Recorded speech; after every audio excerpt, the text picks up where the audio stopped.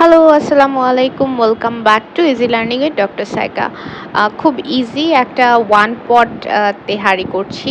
আমি এখানে আম সরিষার তেল আর সয়াবিন তেল মিশিয়ে তেল দিয়েছি। তারপরে গোটা যে মসলাগুলো ছিল সেগুলো একটু ভেজে নিয়ে তারপরে আমি পেঁয়াজ কুচি দিয়ে দিলাম। তারপরে লবণ, আদা, পেঁয়াজ, রসুন বাটা যেগুলো আছে, তারপরে গুঁড়ো মসলা সবগুলো দিয়ে দিলাম। আমি সবগুলোর পরিমাণ এবং নাম ওপরে দিয়ে দেব।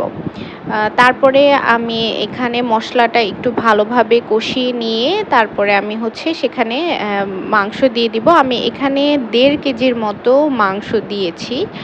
আ